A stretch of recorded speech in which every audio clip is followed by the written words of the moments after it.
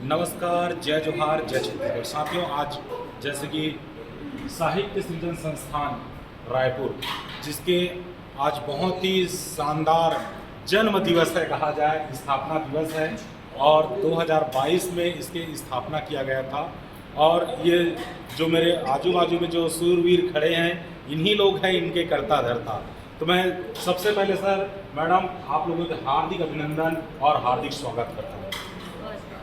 Sir, वैसे तो आप गीत कविता वगैरह तो लिखते ही हैं, मंच पर भी आप प्रस्तुति देते हैं, लेकिन आपके मन में ऐसे कैसे विचार आया, कैसे फील हुआ कि ये साहित्य सृजन संस्थान का निर्माण किया गया? ऐसा है, छत्तीसगढ़ के अंदर में मैं देखता हूँ नवोदित कलाकार, नवोदित गीतकार जी और नए रचनाकार जो भी हैं, उनकी झलक तो है जी वो लिखते भी बहुत अच्छा है, जी परंतु उनको कोई ऐसा रास्ता दिखाने वाला मंच या उनको मंच प्रदान करने वाला जी कोई ऐसी संस्था नहीं थी। हमने अलिपिया ने और ममता जी ने ये प्रयास किया कि नवोदित कलाकार मंच पर लाया जाए और वर्ष में एक बार ऐसा कार्यक्रम कराया जाए जिससे हमारे छत्तीसगढ़ के लोग, वरिष्ठ कवि लोग वो उन्हें सुने, समझे और वरिष्ठ कवि भी उनको सुने।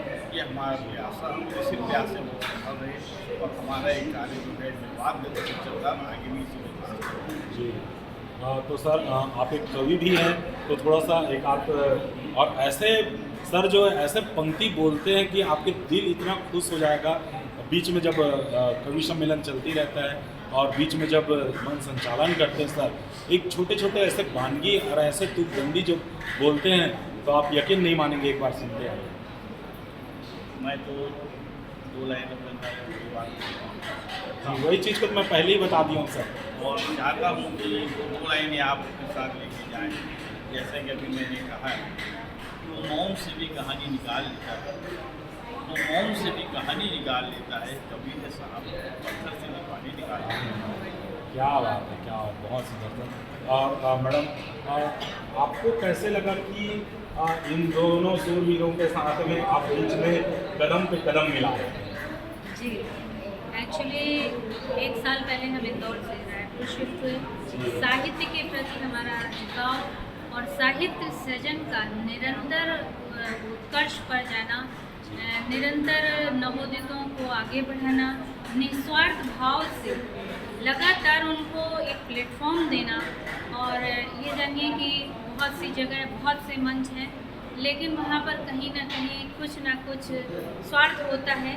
यहाँ पर किसी से कुछ नहीं लिया जाता, कोई स्वार्थ नहीं रहता है और निरंतर लोगों को आगे बढ़ाने का प्रयास किया जाता है। बस यही एक चीज़ इसकी पसंद आई मुझे और मैं इस संस्था से जुड़ गई।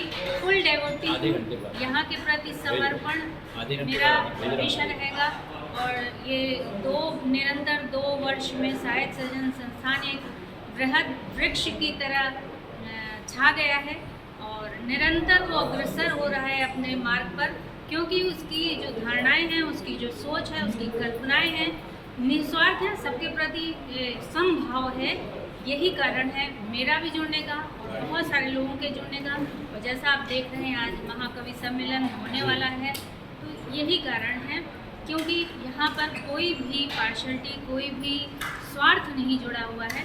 बिना किसी से कुछ लिए हुए निरंतर साहित्य के प्रति सेवा भाव आदरणीय जी सर, योगेश सर का है।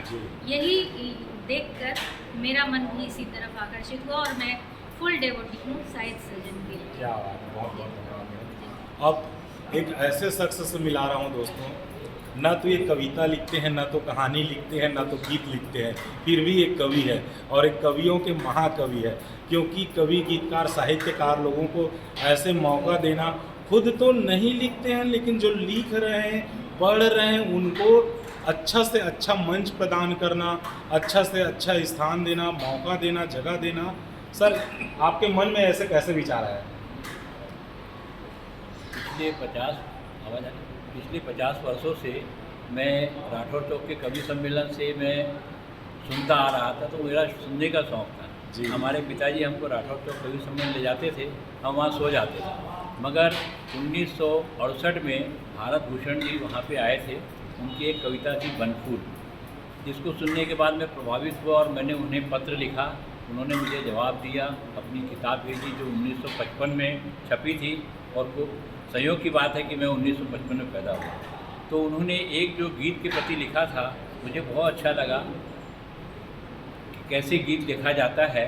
तो बोले, जब नींद न आई और न जाग सका, बेचैनी की कुछ दवा न मांग सका, दम घुटा नयन का कोना गर्म हुआ, तब तब मेरी कविता का जन्म हुआ। बहुत ये मैंने पढ़ा, उसके पश्चात मेरा एक लगाव हो गया, और सुनते सुनते मुझे ये रायपुर में ये लगा कि एक ऐसी संस्था का निर्माण किया जाए जिसमें युवा कवियों को मौका दिया जाए, क्योंकि उनको ऐसा कोई मंच मुझे नज़र नहीं आया जिसमें कि उनको मौका मिलता हो। तो हमने इस उद्देश्य से 18 अगस्त 2022 को इस संस्था का निर्माण किया, जिसमें योगेश शर्मा जी, उसके बाद ममता जी हमारे साथ जुड़ गई, और धीरे धीरे ये कारोबार बढ़ता गया। हमने देखा कि कवि की ललक है, चाह है पढ़ने की, मगर मौका नहीं मिलने से, तो हमारे इस साहित्य सृजन के माध्यम से हम उनको प्रोत्साहित भी करते हैं।